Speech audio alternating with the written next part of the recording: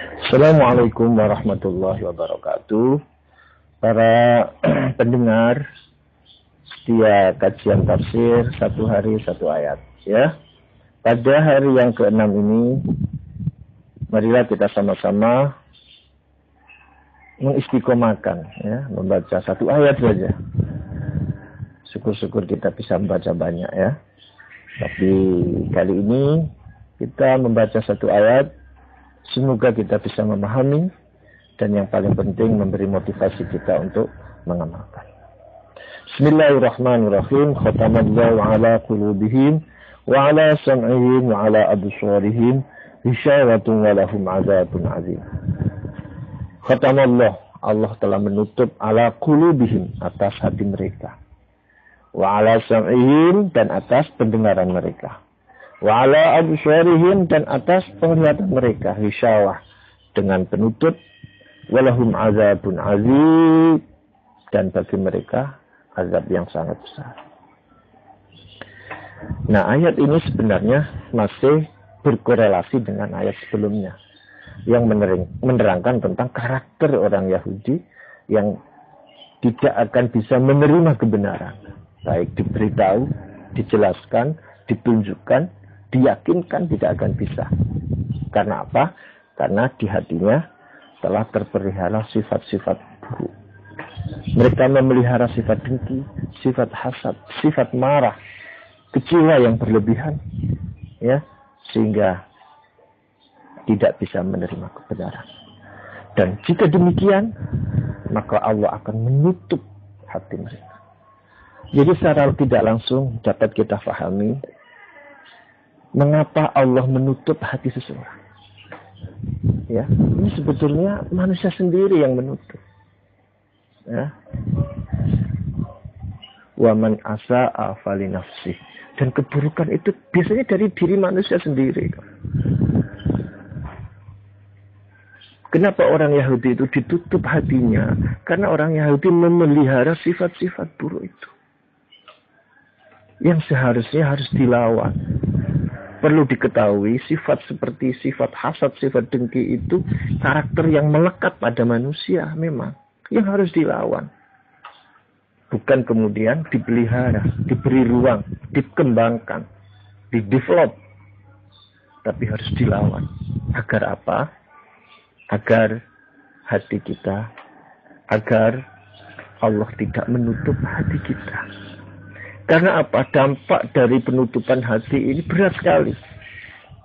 Ya, di dalam ayat ini kemudian diterangkan khatamallahu ala qulubihim, ya.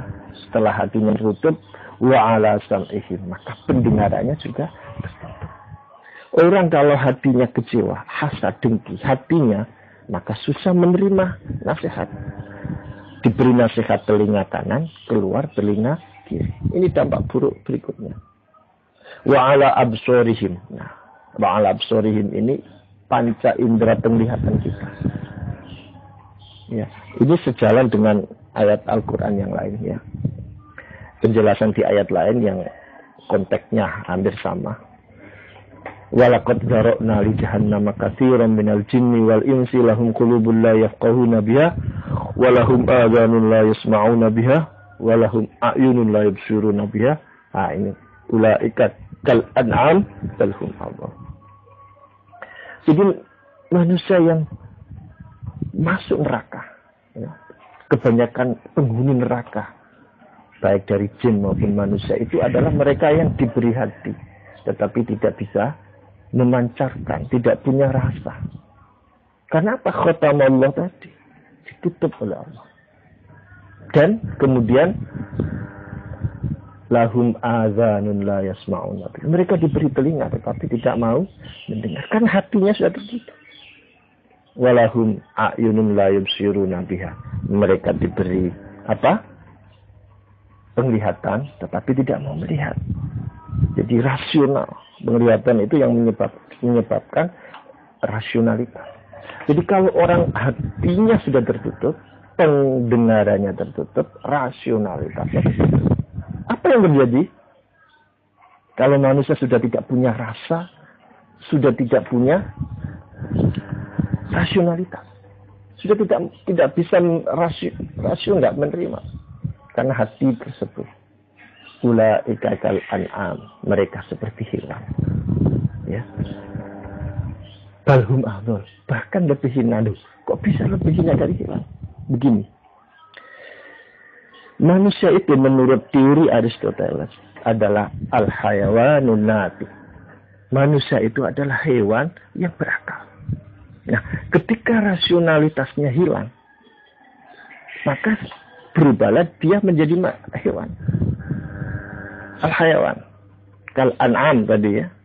Nah, tetapi ketika rasa, hewan itu tidak punya akal, tapi punya rasa, punya insting. Bahasa ilmiahnya. Begitu pula manusia. Kalau hatinya sudah rusak, sudah tertutup, instingnya hilang. Kalau sudah penglihatannya hilang, rasionalitasnya hilang, maka akal sehatnya hilang. Maka hilang kedua-duanya. Instingnya hilang, rasionalitasnya hilang. Maka benar. Al-Quran tadi mengatakan, kal an'am balhum Allah. Seperti hewan, bahkan lebih rendah dari hewan. Hewan masih punya insting. Balhum Allah, lebih rendah lagi. Tidak ada akal dan tidak punya insting. Jadi ini saudara-saudara, para pemirsa yang berbahagia, ayat ini begitulah memberikan inspirasi kepada kita. Pentingnya kita memelihara hati ini. Di dalam hadis juga diterangkan hati ini menjadi sentral dari seluruh aktivitas organ tubuh kita. Wa idza saluhat fasuluhal jasad. Apabila ia baik, maka menjadi baik seluruh jasad. Nah, pemirsa sekalian yang berbahagia, oleh karena itu hal yang penting bagi kita dengan ayat ini untuk menjadi renungan kita bersama, untuk memotivasi kita bersama agar kita menjaga hati kita. Ya, jagalah hati, jangan kau kotori, jagalah hati, lentera hidup ini. Ya, jadi hati kita jaga. Untuk apa? Dari mana? Dari sifat yang melekat sebagaimana sifat Yahudi tadi, hasad, dengki, marah. Ya, karena itu menyebabkan Allah menutup hati kita. Dan tertutupnya hati kita akan menghilangkan rasionalitas kita, menghilangkan insting kita, dan kita lebih hina dari hewan.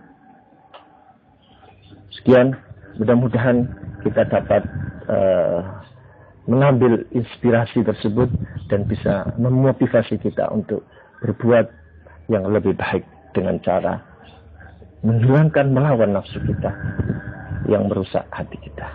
Kita lanjutkan pada hari berikutnya ayat selanjutnya. Assalamualaikum warahmatullahi wabarakatuh.